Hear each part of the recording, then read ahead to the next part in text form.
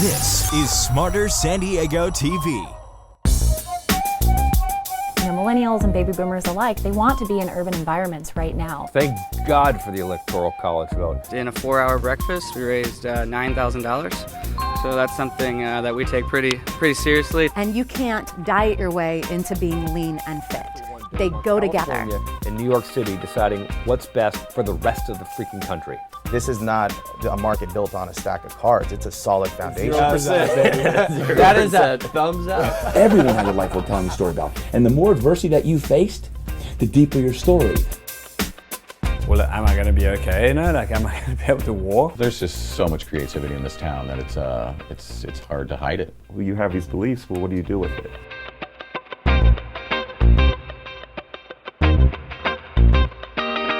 Right now, we're talking about trees. We can't live without them, so how can we be more sensible with them around our home? From the real estate inspection company, please welcome Philippe Heller. Timber! All right. Trees. Today's subject, of course, the man is here. Philippe Heller, what's up, my friend? How's it going? How you doing? Fantastic. Great to have you here. I've seen, we had the rains here in San Diego and all of Southern California, really. In fact, when I drove up to Hearst Castle, I saw a huge tree down on a main highway. A huge tree, an old tree. And trees are one thing you and your inspectors see on a regular basis. You guys inspect more homes than any other inspection company in San Diego. Let's talk about trees, because people are still dealing with the fallout. Yes, even today there are still trees that are being chopped up from those big rains. Yeah. And you're absolutely right. It messes up with your commute. I think everybody's probably had to deal with a tree that has fallen at some point. Especially after these last rains because of the high winds. And that can really cause a lot of additional problems. But even if those trees stay put, they can still cause problems. So what do we need to know? What do we need to be on the lookout for, especially if we have big trees in the yard? Well, everyone loves trees around their house. It makes a house kind of homey. It shades the house in the hot summer. But some of the things to look out for, of course, and from an inspector's point of view, are trees that are too close to a house because they can cause a lot of problems. How close would you say is too close to a house? It depends on the size of the tree. Gotcha. If you think about it, the root structure that holds the tree in place, or supposed to, can be as big or even 1.5 times as big as the canopy, as the crown of the tree. So if you look up and you see the leaves, Seriously? The root system can be easily as big, if not bigger, than the top of the tree. It just blew my mind. Because there's some huge trees. Yep, that's how far the roots can go out. That's unbelievable. Well, that would cause big problems. So you have to look at the so if there's a tree in your yard and it overhangs or gets close to the house, you can pretty much be sure that there's roots underneath the house or approaching the house at some point. Correct, and they're likely drawn to it because there's moisture that gets kind of trapped under the house because it's shaded and it doesn't evaporate. So roots are drawn to the area underneath a structure or a driveway specifically because there's more moisture there. Interesting. Is that why we see, I was walking downtown and you see it everywhere though, on a sidewalk. All of a sudden here's one concrete plate that's like this. Yes. There's a root somewhere under there. Correct. And it was drawn to that area. And we see another item during home inspections that we're concerned with, and that involves the drain line. When there is a separation in the drain line and those roots get in when they're tiny and then they start feeding off of that nutrient-rich water, it's not for us, but for trees, they love it, that can cause a lot of problems. That's why it's so essential that a home buyer, especially in an older home, get a drain line video to see if roots have invaded the drain line. Interesting. Let's talk about that because I was just thinking about this the other day. There's so little new construction here in San Diego. And even if you are buying new construction, by the way, you should still get an inspection. And I have experienced what can go wrong if you don't. But most of the homes people are buying here are older. Yeah. Most of them. I mean, if you find something that was built in the 2000s, that's brand spanking new. If you find something that's built in the 90s, that's almost considered like a new home. Correct. In San Diego. Most of us 70s, 60s, 50s. Correct. So what you're saying is, and is this not a typical thing that most inspection companies do to check that drain line? It's outside the scope of a home inspection. It is. It's not included, so it is an add-on service that a home buyer would have to request. Some home inspection companies, like ours, can arrange for that to happen. Others just say, no, you need to go find a plumber to do it, which is fine. It still should be done. And what's interesting is the older homes that you're referring to have older trees. with more established root structure, and they have more easily penetrated drain lines. They're cast iron, they're clay sometimes, and it makes it easier for those roots to get into the drain lines. So it's really important that you do it on an older home. And what happens if you don't? Or what happens if there is a breach there? How much of an expense is that? Sometimes it's easy to deal with by having the drain line cleared or rotor-rooted. You might have heard of that, where they send down a spinning blade and it chops up, and that's fine if the roots are fine and they can be easily cut. But it's something you're going to have to do periodically, because if there's a breach, the roots are going to come right back. And so it might be something you have to deal with once a year, once every other year. What's more of a problem is that now that you know that the drain line is cracked or separated, is that roots will be getting in there, and it's a constant battle you're going to have to fight. Yeah, because they're going to be drawn to that, right? I like how you used roto-rooter as a verb there. Yes. Roto-rootered. Yes. That's hilarious. So what would you say would be like the top tip? You just gave us one there to check the drain. But what for people who aren't buying a home, but they're already in their home, they're watching this and they're going, we've got a lot of big trees around the house. I've started to see the driveway, Shift, it shifts. It's crazy. Those roots can lift up the entire driveway.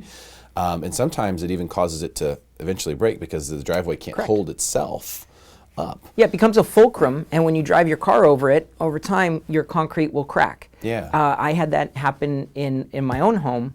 I had a huge, beautiful pine tree in the front yard, and the roots eventually got so big under the driveway that it caused it to crack. And as a result, I had to take down the tree, which was very expensive, and then replace a driveway, which was about $1,500 to remove the tree, and almost $10,000 to put the driveway in. Holy smokes. Yep. So it can be very costly to have a big tree. So what you should do is, a lot of things that Californians don't do often enough is clean their chimney, have an arborist come and look at the trees, tune up their garage doors. These are among the services that people just don't do, and you should. Find an arborist that's local. Never have your... What's an arborist? A tree expert. A tree expert. And you never want to just hire your landscaper to get up in your tree and trim it. They need to know what they're doing, because somebody who doesn't know trees can kill it.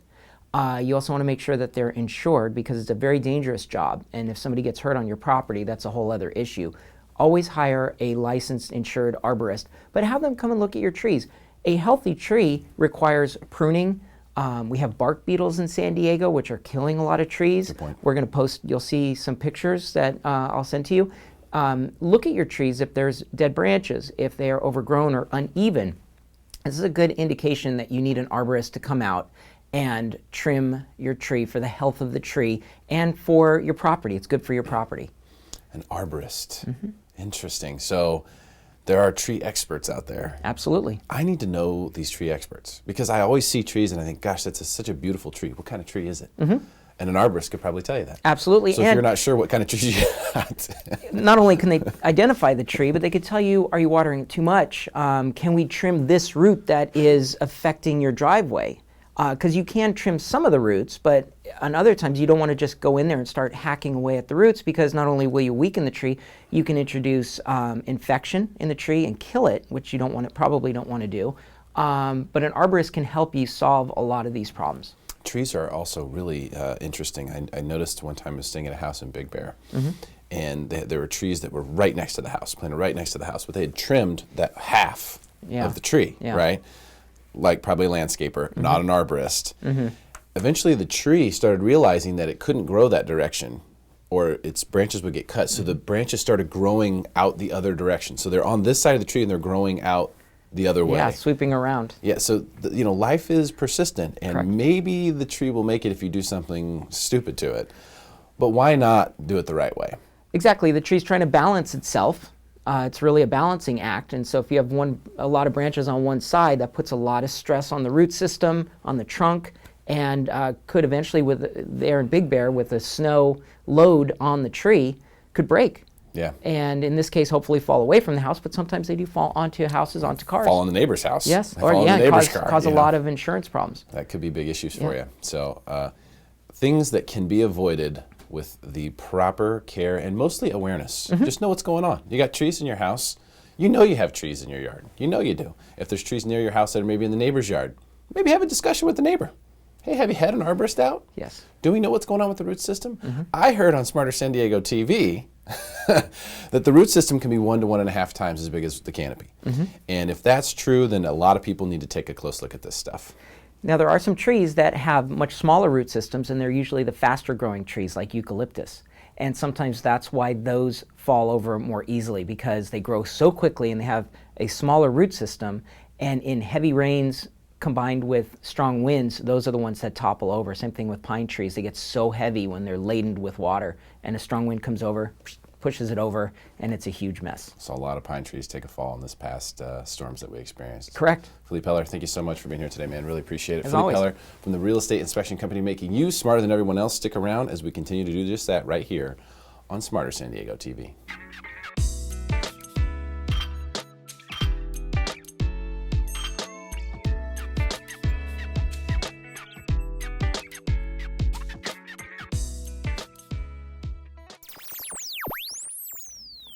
East versus West. We're referring to Chula Vista.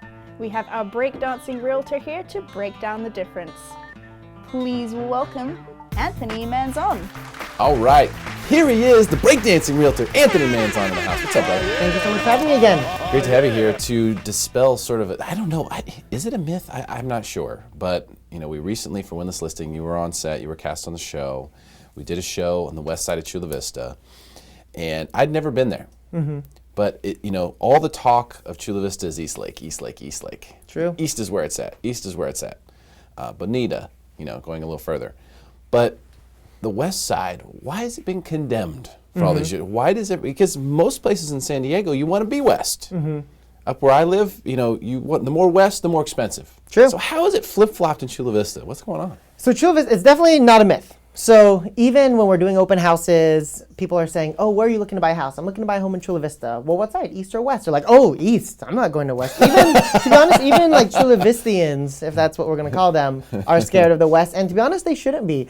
I personally live on the west because I love it there. So just so you know the distinction between the east and west, east is like newer houses built anywhere from 2000 to 2015. So new houses, new schools, but you have to pay the high HOA and high Melrose fees. For some people who have like families and really want their kids to be in the best schools, they choose to go on the east side because of those reasons. They pay more in monthly payment for the houses because HOA and Melrose. But the west side, the homes are typically a little bit older, but the benefit of that is you have bigger yards because when they built those houses, they had big yards. So my house, I have a 1/4 acre lot. That in East Chula Vista is unheard of. You cannot have a 1/4 acre lot. There's no HOA, no Melrose typically. Schools aren't as good, but you get way more house for your money on the west side than you do the east side. Seems to me like that's the no-brainer place as far as a great place to buy a home that has legs, you know, that can increase in value over time, where you're going to see things continue to get better and improve. Because going west at the coast, which is where we are here in San Diego, is the obvious place to go. When we arrived at that home, which is the reality show Win This Listing, we do not see the home prior to the day of the shoot. We show up the day of the shoot, we walk in the home for the first time. That was my first trip to the west side of Chula Vista. I said, all right, this is going to be interesting, right? Go down there, beautiful house, huge pool, big yard, gorgeous. And we're talking about listing this thing. Wait, don't tell the price yet. I'm not what gonna do say you anything. think the price is worth without you under know. five? Let's say under 600,000. So let's say it's mid fives. Okay, somewhere in there. That blew me away. Yeah. In this hot market, all that house for that much. Hold the phone. People need to know about this. How much do you think that house is worth if it was up here, like Carlsbad or North Park or something? How much do you think that house would be worth? 758. Yeah, easily. Easily. But in West Chula Vista, we could tell them what it's priced at. It's going to be priced anywhere between $530 and $545. Okay, so let's say under 550. Oh yeah. So it's cool. Single-story house. Single-story houses are unheard of nowadays. You know, especially in Chula Vista, people want the single-story because they're retiring. They don't want to go up and down those stairs anymore. So single-story. It has a pool, 4-bedroom, 3-bath. It's like 2,100 square feet. No HOA, no Melrose on a cul-de-sac. And I think the lot was like 11,000 square feet. So it's a big house. That's a big lot, big house. And for that price, and it's west, like that's just such a I mean, especially for people who are new to San Diego, who Yeah. haven't heard the urban myths and who haven't, who aren't bought into, oh no, we have to go to the east. I mean, since when was the east more desirable? Only in Chula Vista is that the case. And I think at some point, Yeah. Anthony, that will level itself out. For sure it is. I think people will realize that, wait a minute, there's no Melrose, no HOAs over there. It's cheaper and it's closer to the coast. Sign me up. Yeah. And I think you're going to see a lot of resources pour in that direction. Yeah, and also too, there's a lot of like approved developments already happening in West Chula Vista. They're really developing that whole land, and I think you know about it. On 8th Street, they're going to put direct access to the bayfront right there. Yep. It's like think about it's like Coronado before it was Coronado. Like they're going to create a whole. Not a beachfront, I mean like a bayfront. They're going to create a whole bayfront so you have access to it, because one reason why too on the west side, houses aren't as desirable, I guess, as the west is because there's no access to the water over there. And if you do, you see like a bunch of power lines, power plants, and all that stuff. It doesn't look good, but they're like totally revamping that whole area. Yeah, it's gonna be totally different in like the next 5 to 10 years. And when you have inside information like that, folks, that is how you can make a ton of money in real estate right there. Yeah. And most of the time, that information is planned out by the city a decade ahead of time. They probably approved those plans in 2005 or 6, and now they're on the roadmap for a few years from now. I mean, it takes a long time for that stuff to take place. So if you can go and you can look at something that logically makes sense, like, hey, west is cheaper than east. Then go and look at the plans and go, yeah, they are going to do some stuff here. That's a great place to buy real estate right now, I think. Yeah, it is. It's a great plot. In a hot market where it's hard to find good deals, that is a no-brainer place for me. Yeah, and also too on east side, they've already approved Chula Vista University, which is going to be crazy. It's not going to be like a community college. It's actually going to be a full accredited university. So that's going to be on the east side. So it's going to be completely different in 20 years. It's going to be really crazy. Yeah, and by then, what will also be interesting to see what happens with the leveling out is, as you mentioned, a lot of the places in the east, the homes in the east have Melrose. Yeah. Some of those places are even out. They're getting where they're 5, 6, 7 years away from being done with the Melrose. True, yeah. So that'll also be really interesting to see what happens with prices on the east, especially if they start being comparable to the west when Melrose starts going away. Yeah. That's a whole nother layer of what could happen in Chula Vista. Yeah, a good example is Rolling Hills and East Lake. That's like one of the only parts of East Lake where there's no Melrose over there. And Rolling Hills is one of the most expensive parts of East Lake. Even though it's in East Lake, the houses are the same. They're just more expensive because there's no Melrose. That's like a forecast for everything else once the Melrose goes away. Yeah, which is nice because even though you have to pay the Melrose, you do get, if you can stick with it, you will get a pop in the appreciation as a result. You almost get your Melrose back. Yeah, that's cool. I mean, depending on how you look at it, yeah, you almost get your Melrose back. So, Chula Vista University. Do we know what the date is for that? To be honest, I don't know. But I've seen it in the articles. Yeah, it's yeah. a couple of years out. It's been approved. So we know that that's going to happen. We just don't know exactly when yet. Yeah, So yeah. it's tough to invest based on that. But for me, the west side is always going to be better at the coast. Right now it isn't in one particular area. Happens to be Chula Vista, and I think that's where there's a huge opportunity. And by the way, if you can get a house with a pool, nice house, redone, well kept, big yard, for under $550,000 in this market, yeah, that's that crazy. Alone crazy should motivate you to get in there. Yeah, and every property, honestly, in Chula Vista, they're selling very quickly right now. Otay Ranch, we just sold one of our grand openings last weekend. We were listed at $450. We negotiated the price at $487,500, $37,000 above asking. Holy smokes! So like Chula Vista has always been hot. It's just only going to get hotter. So, and by the way, where was that property? That was in Otay Ranch, so that's on the east side of Chula. $450,000. Yeah, $450. It was like a 3-bedroom, 3-bath, 1,500 square feet. See, I don't think people realize that exists. Yeah, and that was a nice house, completely upgraded and everything. People don't realize that exists. They really don't, because I keep hearing people say, yeah, there's no affordability, there's none of this, none of that.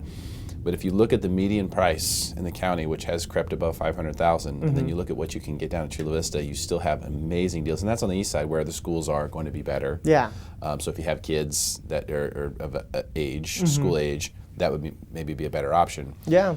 But if you're looking for a long-term investment, I'm now looking west side, Chula Vista, look for deals there. I think that might be the one place in all of San Diego County where people just don't get it yet. Yeah, it's like that untapped resource. Well, it's because, like you said, the Chula Vistians are like, no.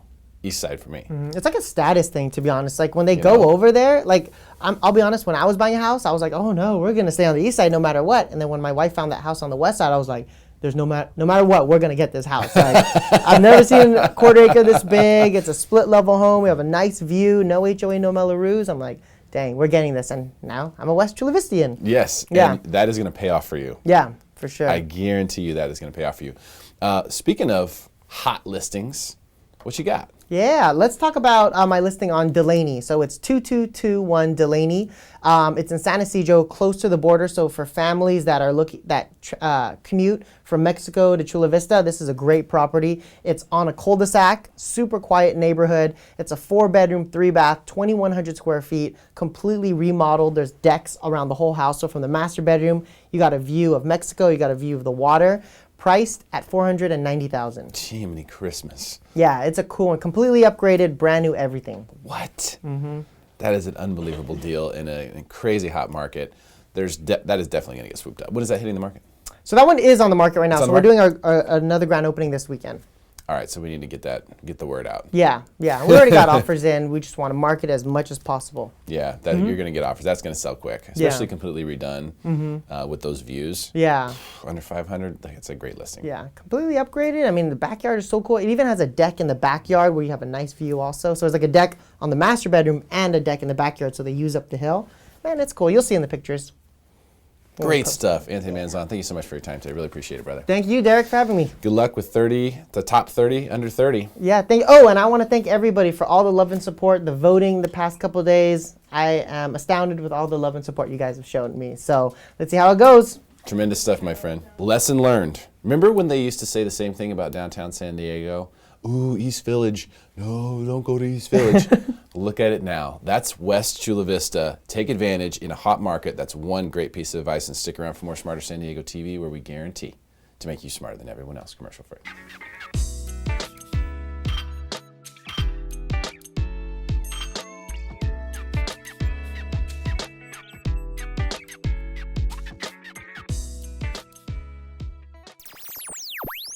And now it's time for a mini real estate debate discussing Zillow.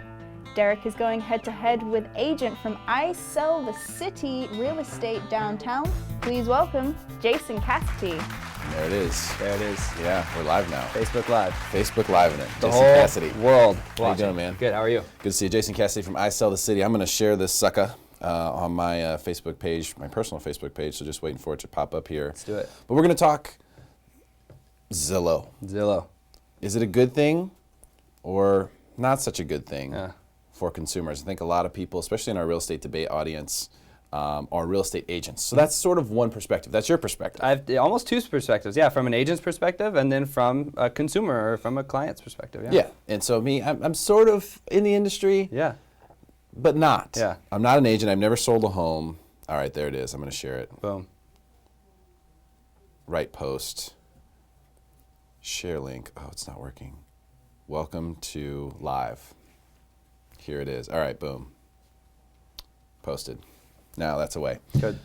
All right, JC. Yo. So this all started when you essentially made a post, or maybe you wrote an article, maybe both. Yeah. Something about Zillow. Yeah.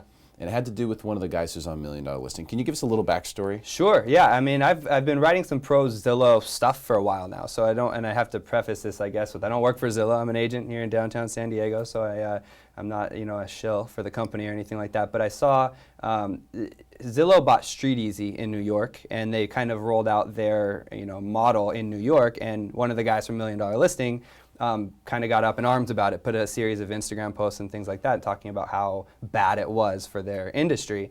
And I kind of wrote an open letter rebuttal to that and just said, welcome to the rest of the country. We've had this for years. Here's why I think what you're saying is wrong. And the pro Zillow, I guess you could say, counterpoint to that. Okay. Yeah. And so I saw that. Yeah. I immediately said, okay, JC wants to take the pro Zillow side. I'll go on the other side. Good. Let me invite him in. And like a man, you accepted the challenge. Let's do it. And here you are Good. to debate it with me. Good. So, of course, gentleman's honor as my guest today on the show. Yep. I'm going to let you go first. Tell me why you think people should be excited, consumers should be excited about the existence of Zillow.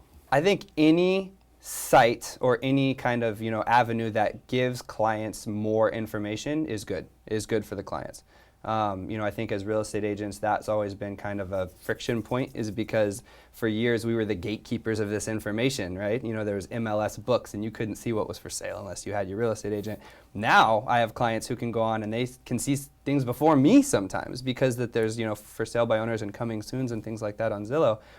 I think that's beneficial to the industry and to the consumer, and the real estate agent has to adapt to that. But I mean, that isn't necessarily any different than realtor.com or Redfin. So you think that's the only viable aspect of Zillow? No, I like them all. I love Redfin. I love the model that they have, and I'm a big realtor.com fan. From a real estate agent's perspective, my bottom line, I am a bigger fan of Zillow. We advertise on Zillow and things like that from the real estate agent's perspective, so I like that side a little bit better. And it's bigger. And so we're talking about Zillow because it's the monster of the three that we just named. Or It is the monster, and that's kind of the reason why we're talking about it, right? It's the big dog. Because it is the 800-pound gorilla. Yeah. I personally, if I had to pick one, I would say Redfin would be my favorite. Yeah. But as a homeowner or home buyer, how could I make an argument that Zillow is there to help me? Like, how could I sit there and look at what Zillow does and say, you know what? They care about me, and that's why they're here. Talk about the wealth of information they provide. I mean, if you're a home buyer and you can sit at home and you have an app where you can draw a circle around it, it's better than any real estate agent's apps that are out there. And you can, put in your parameters, and you can see new homes as they're listed right away. You can see the price history of the home. You can get a look at the school system, and you can get a look at the crime rates, and you can get a look at, go to the blog and you can read the 18 best steps for home buyers. It's just a ton of value. And anytime you're providing that much value, you're doing something right. And it would appear that, that looks to be a lot of value for a home buyer or home seller. But I mean, what is the purpose? Like, is the why, just to me, it looks to me like the why behind Zillow is it's a for-profit entity that's trying to sell information. Sure. They're a data aggregator and data reseller. Yeah. So they are looking to put bait out there so that I will come bite on that bait. Yep. They can capture my information and then sell it to you. Yep. That's what it looks like to me. Sure. And when I see that as the business model, or sort of the why, the end all, because without that, they don't exist, right? Yep.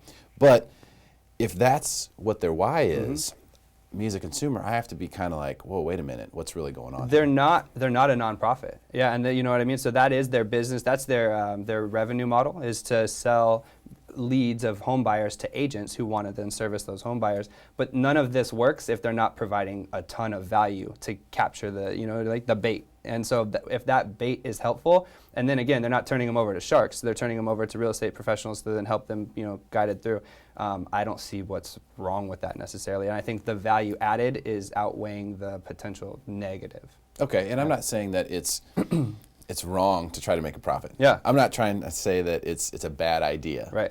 What I'm trying to say is that as a consumer myself, as someone who's a home buyer in the marketplace, I have to look at it and go, all right, what is it that they're really doing here? Do they really care about me? And my answer is that no, not any more than the extent that I'm just a cog in the wheel, or I'm a part of the process. I'm a name on a piece of paper. Yeah. That's what it seems like. Now, it's tough to be a middleman and not have that kind of reputation. Correct. It's very difficult. Yeah.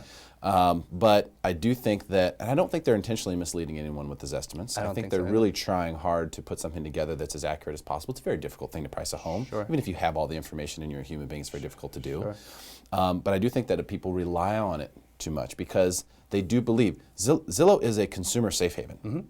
Without question. Undeniable, it's a consumer safe haven. Yep. People think about Zillow as a safe place to go to find information that they can trust. Yep. But I think that's dangerous, especially when your model is that I want to capture information so I can sell it. But they haven't really proven to give untrustworthy information outside of, you brought up the Zestimate, which has had the bumps, speed bumps along the road or whatnot. I think they have the margin of error down to 5% or something. Again, I don't work for Zillow, so I don't know exactly what the specifics are. But that's always been kind of a catch, is they're providing the wrong Zestimates, and they're trying to reel that in. But I can go to the MLS now and see prices, homes that are $100,000 overpriced too. I don't necessarily blame Zillow for that. That's just an algorithm that's trying to figure out, based on data input points, what the best, what the value of the home is. But all of their information, I would say, is trustworthy information. Do you feel like that's irresponsible, though, to put an estimated home valuation dollar figure up there when you're so well trusted in the community amongst homeowners that it's just a little irresponsible, knowing that it's probably not right? I don't think it's because they're not that far off. I mean, there's been situations, there's been one-off, there's been outliers where they're way off or something like that. But again, I can go to the MLS now and find homes that are just way out overpriced or underpriced or whatnot. I think that is a valuable data endpoint for any buyer to use as a starting point. They should always refer back to their real estate professional, right? They should always go back. And as real estate professionals, we should, as opposed to just saying, well, that's a Zillow's estimate, that's wrong, we should realize how that algorithm works so we can explain to them why maybe it's off 5% or 7%. And say, hey, this is a great starting point, but what Zillow's not factoring in is A, B, and C that happened across the street. That's why it's really 20,000 higher or lower. And we can speak to that. That's more important than Zillow being irresponsible for putting it out there. So you think it's just a good place to start the conversation? Yeah, 100%. Okay, and I can see that. It brings, because value is always something that's very difficult. Yeah. Homeowners tend to like their home the best of any home in the neighborhood. That's why they bought emotional, yeah. They bought that one because they really liked it. Yep. So value has always been a tough thing. Yeah. And I'm not saying that it's irresponsible, but I'm saying it's borderline. I'm saying it's borderline. I think there's a big disclosure thing there, and I think they've always been very upfront about saying, hey, this is not an appraisal. This is our estimation of value based on other factors, 132 factors or whatever. In fact, they've even gone as far now to give a range, so they'll have a estimate, but then they give a range, which is 5% either way or something like that. And more often than not, I find that the actual home value does fall within their range. So it's just an opinion of value. It's not an appraisal, and they've been very good to disclose that up front. There's some fine print there. Yeah. But for most people, they're not reading fine print. I mean, it's just like Correct. when you see the advertisements for mortgages, 3.5%, but there's this huge block of fine print you can't possibly read. is APR is this, yeah. People don't read that stuff. Right. I mean, that's just a reality. People aren't attorneys in general. So, I mean, they're trusting it. I mean, they really think, hey, this is what my home should sell for. So that's where the borderline stuff comes from. What do you think about, when they put different agents on to appear to be the listing agent on properties? I don't think they do that. I think we might be at an impasse here because I don't think they do that. In fact, if you go to any Zillow lead right now, they list the listing agent there along with those other 3 agents, and it says right next to it says listing agent, and then 2 other places on the page it says listed by the listing brokerage. So now I think in the past they've gotten some slack. I think they did do that in the past where they didn't list. It still kind of looks like the agent they want you to contact is not the listing agent. And it's sort of, if you didn't know, it sort of looks like, oh, that's the agent I need to call about this property. Ish. I think if you go to any other MLS site or any other real estate agent site that has an IDX feed, Zillow is by far over disclosing compared to other real estate agents feeds, which usually hide it under the fold and just say the brokerage's name and somewhere where you have to click to open it up, and you automatically assume it's that real estate agent's listing. Anybody with an IDX feed has other people's listings. Zillow actually goes above and beyond to make sure they have 3 different places on there that actually says listing agent. And you can click the listing agent's profile and call them directly too. I don't feel like they're necessarily intentionally misleading, but there's a big dual agency situation that Zillow is trying to avoid. They want to provide, they go out of their way to make sure they provide buyer agent options, which, isn't, that's a whole nother topic, I guess, but, that's not necessarily a bad thing. I should also agree with you on that, because true story with Redfin as well. I mean, they put their own agents up there, but if you were at the same level of unknowing about the industry, you would look at that and say, oh, wow, this same guy seems to have listed all these properties, but I have the same issue with them on that, because it's the way that it's made to look. You got to remember, when people are out there shopping for a home, they don't have any idea. I mean, we do this stuff every day. We look at these things all the time. Sure. They have absolutely no idea what they're doing. I tried to objectively look at it, just actually when I wrote this article, because in New York, one of Ryan, the $1 Million Listing Guy's big catches was it actually didn't, there was a tab that said listing agent, but it didn't have the listing agent's information right there, whereas Zillow, it does. And so I was actually speaking to my experience with Zillow, not StreetEasy. I didn't know, and that was probably my miss with that. But with Zillow, I went objectively and looked back at things, and it literally says listing agent next to the profile 3 different times. It's pretty clear to me who the listing agent is. And now if you randomly pick an agent, you may not know who you're getting, but it's clear to me who it is. At least to me, they're over disclosing compared to Berkshire Hathaway or Pacific Sotheby's websites or any of their agents, little IDX sites where they hide that information down in the bottom. They don't ever tell you who's listing, you can't tell. Interesting. Yeah. I'll have to take a look at that. Yeah. I'm familiar with looking at it from that perspective because Yeah. I never look at those brokerages search sites ever. And again, this is maybe, I don't know, this little capitalism side back in deep in me, but they're a for-profit company, right? That's their revenue model is they've built the biggest website in real estate history, I guess you could probably say, judging by the track record, right? Too, yeah. It's Trulia combined. It's the biggest real estate website in history. They have 70 million or 100 million unique users. They have a right to then take that information and sell that off just any way they want to. And I don't feel like I think it goes back to disclosure. I don't feel like they're fooling anybody. How many times do you think someone's information should be sold to a realtor? In other words, if I go on there and I see a listing I want to buy and I type in, I would like more information on this property. Yeah. I give them my name, my phone number, my email. How many people do you think they should sell that to? Before it gets ridiculous. Yeah, I don't know. I mean, that's an internal Zillow question. I want to know you. One, it makes me think one probably because you don't want, what happens when you click it and then you click it again and then you click it again and now you have 3 agents calling you. If they're different agents or whatnot, that could get annoying. That could be a value drop for a consumer side. But I don't know their inner workings. We advertise with Zillow. We have a premier agent concierge, which is their whole thing, the back end.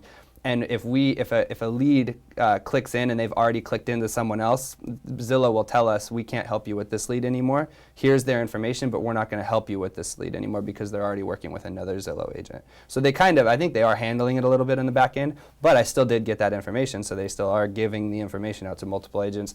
I think kind of innately I would say one, but I don't know enough so you'd say about one. It. Mm-hmm. Okay. My they're gut would definitely say, giving it to more than one. Yeah. My gut would say one's probably the right number there. Do you have an issue if they're giving it to 3 or 5? An issue as an agent or as a consumer?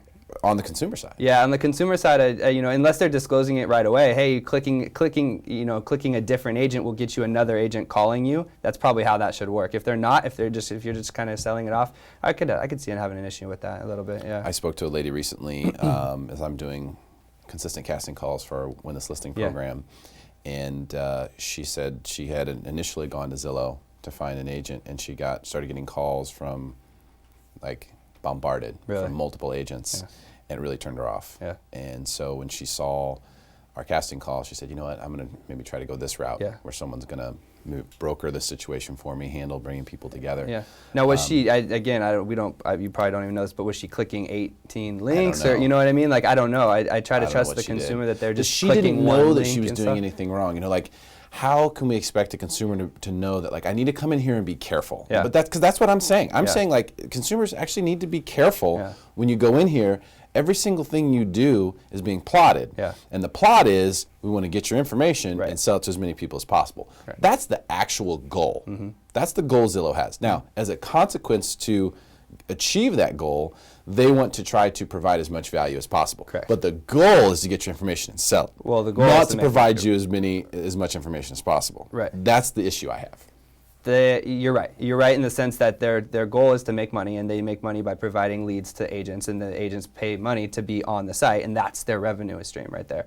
But again, it goes back to the thing, if they're providing enough value to offset that, I'm a pro Zillow in that case, but you're right, I think they should kind of limit it to one agent. I don't know enough about the inner workings of their back end to know if, if are people clicking too much or whatever. I don't know enough about that, but innately I would say they should only be selling it to one person. And I could actually get on board with more than one. Mm-hmm. Because, as you know, my show in this listing, we bring 3 agents to the table. Yeah. Because I do think not once, dude, in 23 episodes that we've shot, has any 2 agents on the same show ever given the same estimated sale price. Really? Not once. Yeah.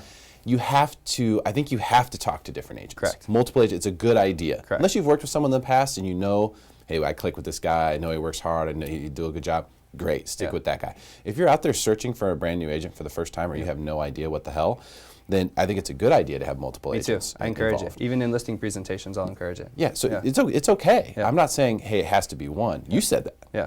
Not me. From Zillow's perspective of selling information, though, when it seems to me like you're disclosing, hey, I'm giving your information to this one agent, but then you're doing it again and again. It can get confusing and mess with the user experience a little bit. That's why I'm kind of saying, if I was a consumer, I would get confused about why 18 real estate agents are now calling me if it wasn't disclosed to me that multiple people are calling me. Very clearly disclosed. Yeah, it needs to be very clearly disclosed. Hey, you're getting a second call now or a third call now, and I'm okay with that if it's disclosing it.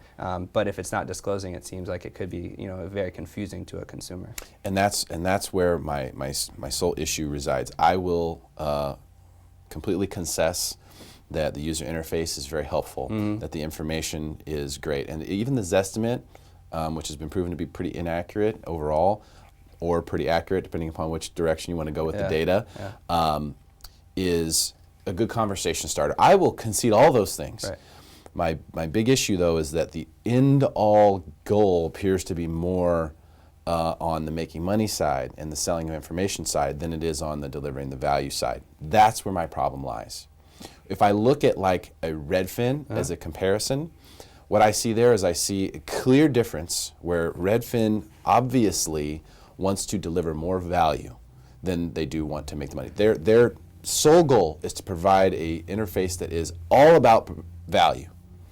And they think as a consequence they'll get leads and make money. Here's where to me you're comparing apples and oranges though, because Redfin's a brokerage and Zillow's not a brokerage. Zillow doesn't have a real estate license. They're not selling, you know what I mean? They're a marketing company.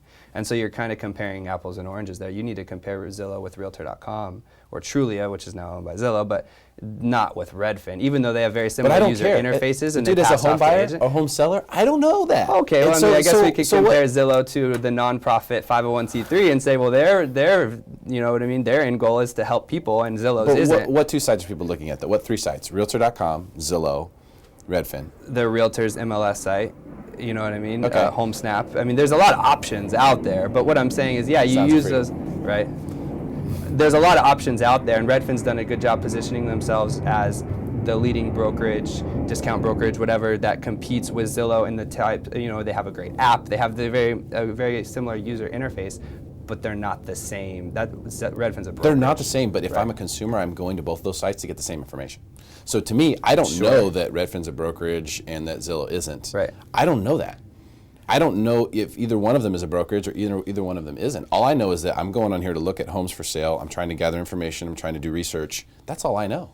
So you have to compare the two of them. But even though their business models are different, that doesn't matter. So what's the answer there? Because that's not Zillow's fault that they're not a brokerage and people don't know that they're not a brokerage, or it's not Redfin's fault that people don't know that they aren't a broker, or they are a brokerage or whatever. You know what I mean? Like, Redfin is a brokerage and they market them so they have agents. I'm just saying Zillow doesn't. 100% true. This is what Zillow needs to work on to win me over, is what I'm saying. Yeah. Because I know for a fact if I go and I click on some things on Redfin, because I do it all the time, and I save properties and I do all that stuff, I never get a phone call. Yeah.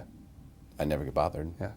Unless I wanted to actually go in and say, hey, I want to see this property, they're not going to mess with me. Okay. So it's just something to think about, because long haul, Zillow's positioned to be the king of the castle if they want to. They are. I just think that they need to make it very clear that their number one objective is to provide value, not to sell your information. Got it. Is that it? Is that it? Is that we good? I think that's it. I think we've made our points. Cool. Anything else you want to say? I don't think so. Smart as San Diego, making you smarter than everyone else. That's right. The real estate debate. Guaranteed. Jason Cassity. Stick around for more Smarter San Diego TV, where we guarantee to make you smarter than everyone else. Commercial free.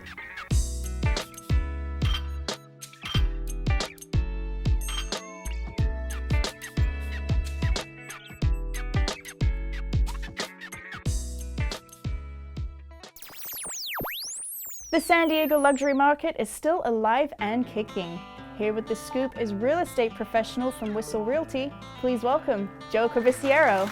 The San Diego luxury market, lots of opportunities, a lot going on. Here to talk with us today, my buddy Joe Corvisiero is here. What's up, Joe? How you doing, brother? All right. Really looking good. fresh, dude. I know. We talk Dang. about luxury market. I go gotta to- show up with a luxury suit. The luxury suit. Looking sharp, you too. Look at that. Yeah, you like the pink and I purple love it. action? All I right. love it. All right, good stuff. So let's dive into it, because when we say luxury market, we're talking probably what, above 2 million? Yeah, let's see. 2 million up. 2 million up. But it used to be, it was $1 million up. Million up. Things changed. Things changed. Things changed rapidly. Now we say 2 million up. Now, when you start talking about having $2 million to spend in San Diego, you get a lot of options. Right. Yeah, I mean, it depends. Let's put it like that. Okay. It depends. Okay. So first of all, let me start with the fact that my point of view of luxury market might be different than a luxury, somebody that only works luxury, because they don't know the difference of $500,000 and $600,000 properties. They just work the 3-4 and the ultra luxury market. Okay.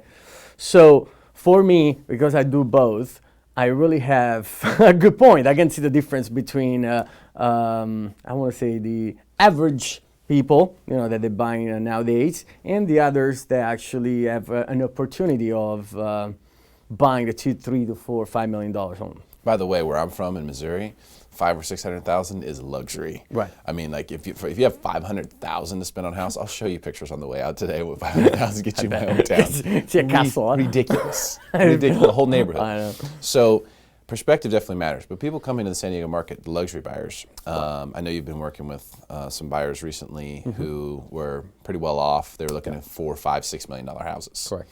I mean, what did you see when you were going to look at these $4, $5, $6 million houses?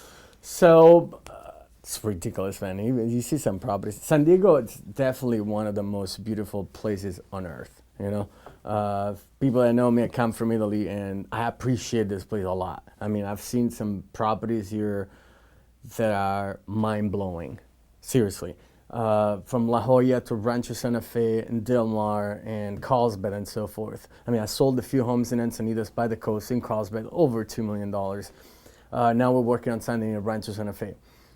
It's a little different what buys in Rancho Santa Fe versus La Jolla with $3 to $4 million, but I have to say, it's the attention to details.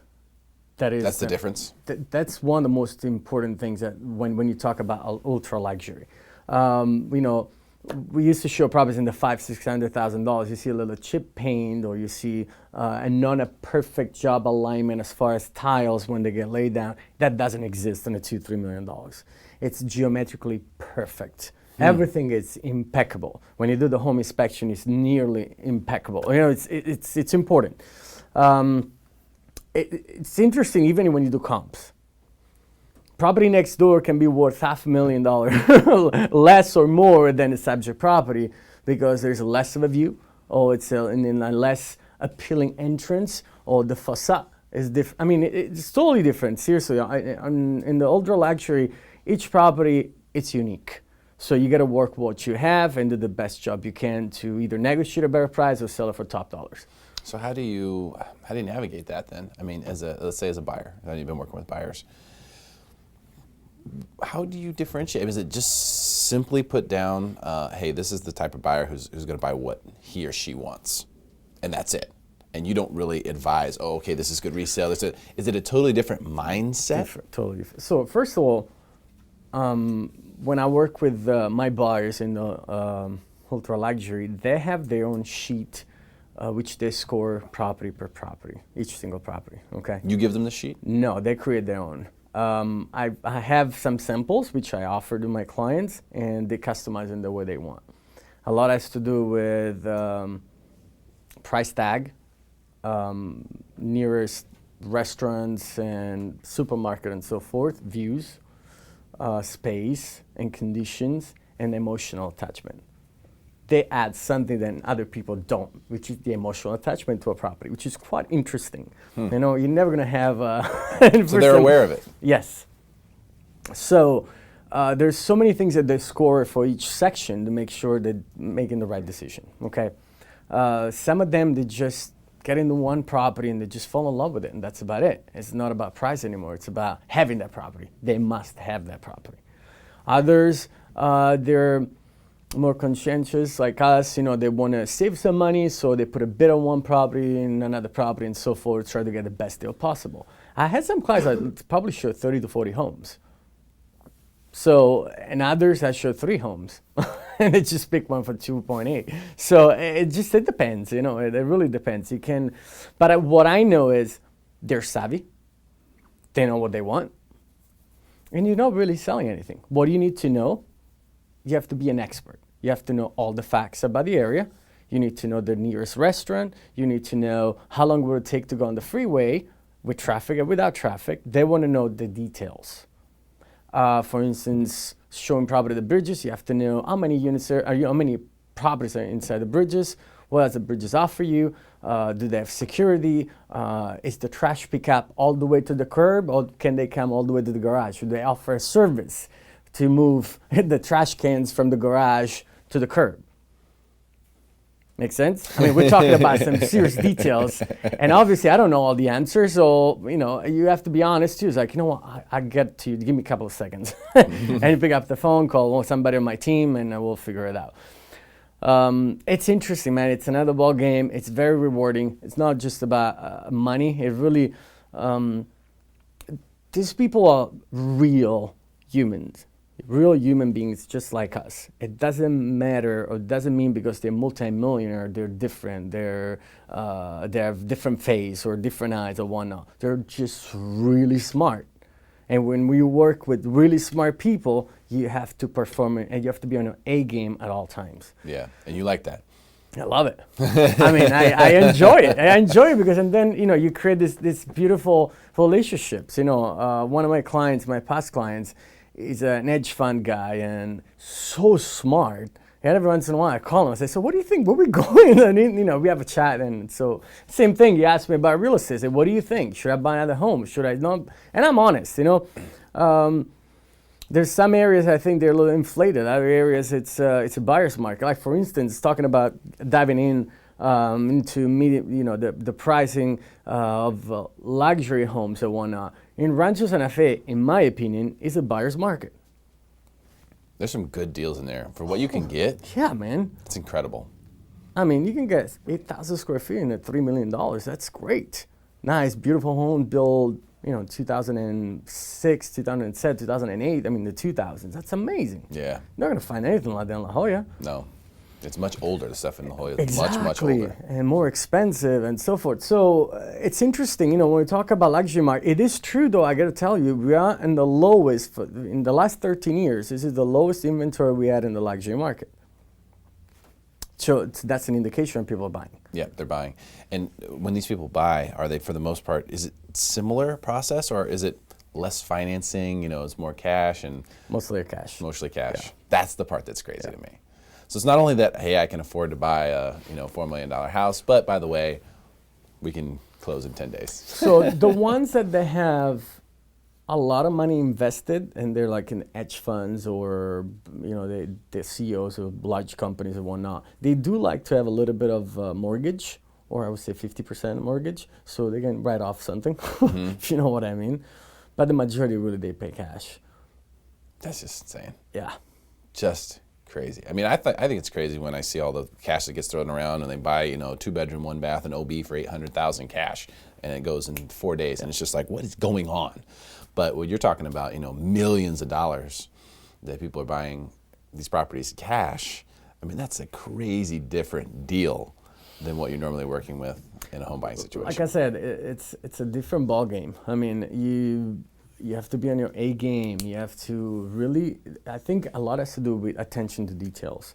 There might be, when you have vines on the facade of a home and you have this little things on the wall that holds the vines, for instance. A lot of homes still have that because they remove the vines that could be affecting, the stucco outside. Something like that will be bothering so much a buyer that he might walk away just for that. He's just unconscionable. Because they want things done, you know what I mean? It's like they run multi-million-dollar, businesses, and they know what they want. That's how it is. So I think it's a little different when you're working with a $500,000, $600,000, $700,000 buyer, even $300,000. You're leading it more, so because you explain the things how they are, what the market is heading, and yada yada. When you work in an ultra luxury market, they know better than you. They do. And somebody's got $20, $30 million in the bank. That guy's smart.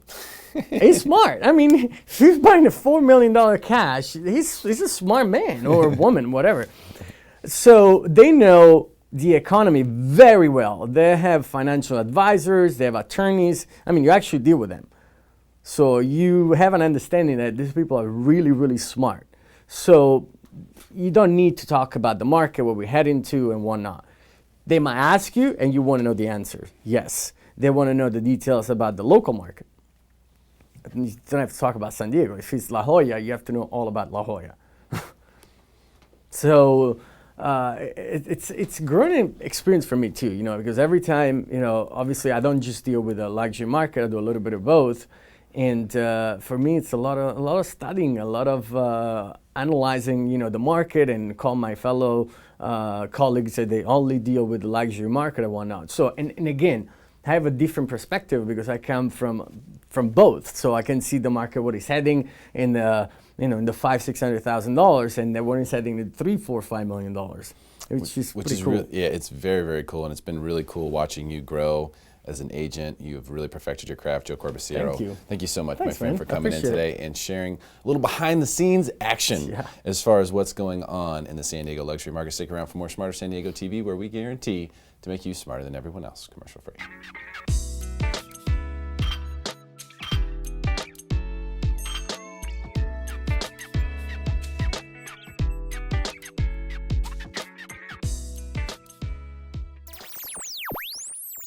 Our next guest is here to stress the importance of being represented by an agent when dealing with investors.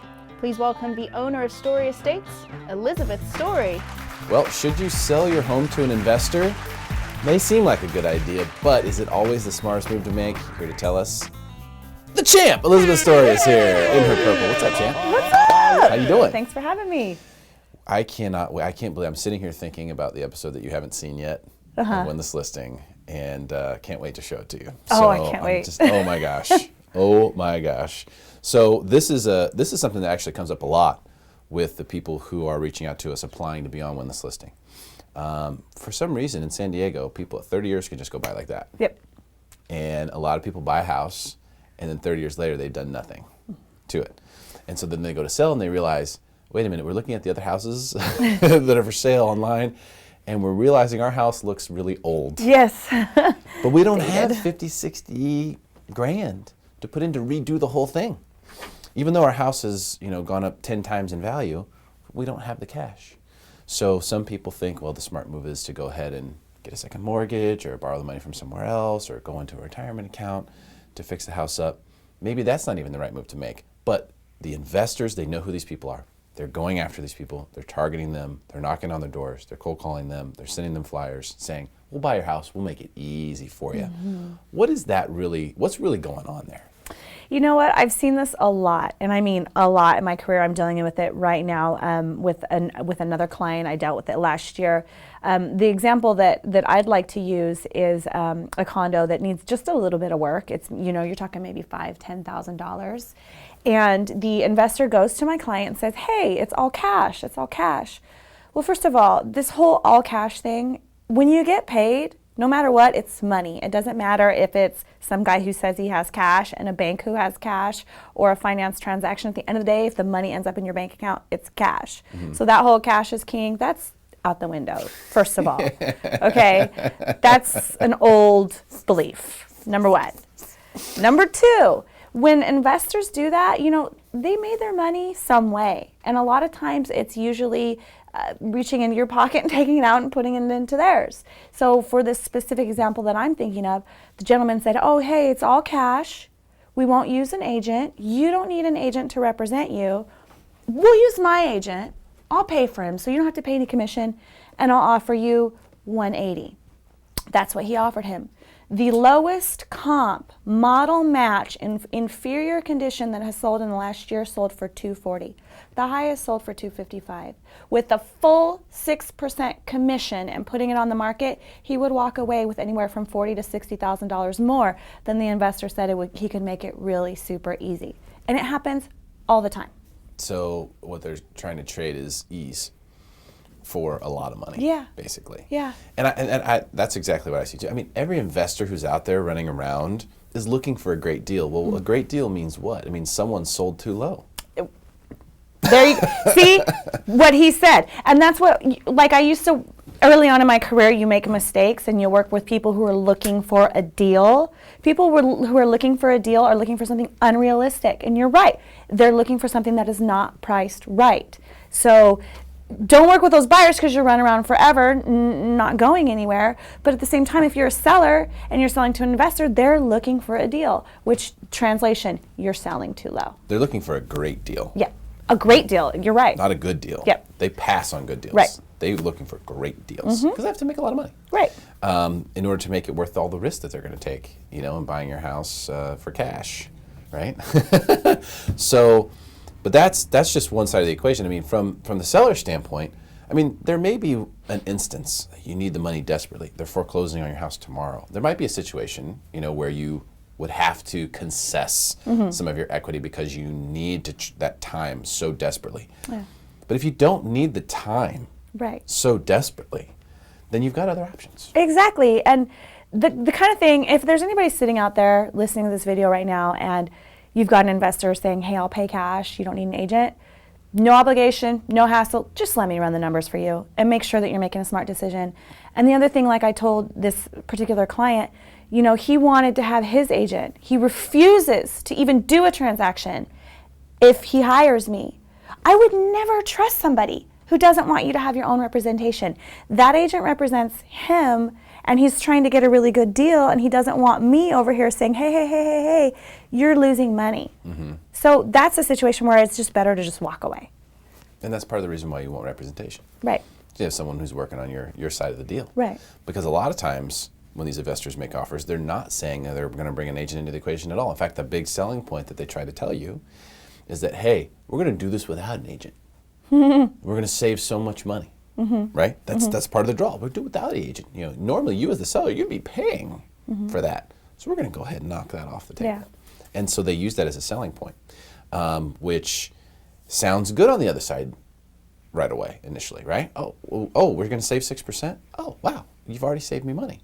So it almost is oversold on both sides, and then you end up with a home seller who has no representation, and they get just torn apart in the inspection. Can we talk about how the normal process of this goes? Right. So, and there's a reason why over 90% of the population uses an agent, and there's a really valuable function of an agent.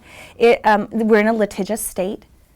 Real estate is your biggest investment. There's a lot of paperwork and contracts involved, and there's civil codes that surround it. For example, if you have an HOA, there's actual civil code requirements for the documents that you have to provide to somebody.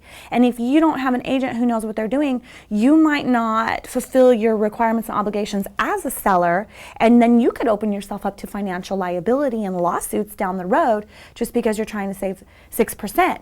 And this whole 6% thing, that's another thing. It's basically a FSBO when you're selling to an investor. It's just they solicited you as opposed to the other way around. Well, the statistics show, this is on NAR, the National Association of Realtors, this is real factual data, FSBOs can sell anywhere from 10 to 17% under market value, and a full real estate commission is 6%. So still, at the end of the day, you're losing money. So the investor is trying to say they're going to make the process easier for you. There is no making the process easier. You're selling real property. It's going to take documents. It has to get recorded with the county recorder. You have to pay transfer tax. You have to pay stamps. You have to provide HOA docs. If you have a good agent, it is pretty easy. I mean, I'm going to make it as easy as I can. But I can guarantee you that the investor who wants to reach into your pocket is not really worried about how easy it's going to be for you. It's just something he's telling you to get in your pocket. He's hoping that you'll buy his pitch, basically. Right. That's exactly He's hoping that whatever it is that he's got to sell you, we're going to cut the agent out, we're going to do it fast, it's going to be easy, you don't have to clean the house up. He's hoping that those things will get you to trade time for a significant amount of money. Right. And a lot of times this is after-tax money we're talking about that you're losing. So when you say you're losing 50 grand, 60 grand, that's literal money in your bank, not having to filter through Uncle Sam. Like that's just cash money that would go directly into your bank if you were to get it. And that's why when you sell your home, it's so important to maximize value, because for a lot of people, that's the case. You're not paying capital gains on that most of the time. So whatever amount you can get in additional just goes right into your bank. And you never get to do that. Ever. When do you get to make an investment or make $1 and not pay tax? Ever, other than that. So that's why it's important regardless, but especially for people who have these dated homes, I think it's really a crucial moment to really take a look at it and go, all right, how do we do this? Yes. How do we go forth with our really dated home and our tiny budget. And for the people who have the bigger renovations, because the example I gave was a really nominal renovation budget. As you know, I specialize in renovating to sell. I've had properties on the market in, you know, a week or two with like a full scale, you know, redo. I have a great HELOC program. So if it's a house where you've been living there for 30 years, 20 years, then I have a hunch it's got some really great equity. I can get you a HELOC fast, easy, it's tax deductible because it's a loan. We can put the renovations on the HELOC and then sell. And then you never ever have to take my word for it. I'm going to show you numbers. I'm going to say, hey, here's what you can sell for today. Here's what you can sell for in 30 days if we renovate it. And then you decide. And if at the end of the day that investor really is your best option, which I would bet 99.9% of the time is not, then you still have that option too. But no matter what, I always tell people, get the data. Get the numbers, put the numbers in your hand and make sure you know what you're doing before you make that decision. And you'll give them those numbers. Absolutely, all day long. Give them those numbers for free so that you can help them make a decision that's best for them. Right. Before you sell that house, and I'm really talking to 92120 and the surrounding zip codes, okay? This seems to be the place where there's the most homes that haven't been touched in 30 years. Yep. But it's a place where there's been really great things have happened. I mean, appreciation has taken place. The neighborhood's continually, getting better. Very, very desirable, and really great places to live. I've lived in 92120, and for those particular people, take advantage. Take advantage of the opportunity before you go and sell to an investor. Before you go and spend money on renovations that may not make your home any more valuable. A lot of times you might think, oh, well, this is the thing that we need to do, but you may get nothing back from doing that. Before you do that stuff, contact Elizabeth. She'll give you all the information you need for free to make a decision that's best for you and your family. Elizabeth Story, thank you so much for coming in today. Really appreciate you. Great to have you and see you again. That's all for this edition of Smarter San Diego TV. We'll be back again next week. Same time, same channel. We'll see you then. I thought I couldn't help myself. That's perfect. That's the one for sure. Absolutely. Hey, great show, guys. That's a wrap. Jade, what's your schedule look like? Do you mind breaking down the set? Not today, Derek. I'd love to, but there's waves out there. I gotta go. No, I can't either. I'm starting to get hangry and I have way too much stuff to do today. Claudia, you've got this, right? Sure, guys. I would love to. I'll get right to work.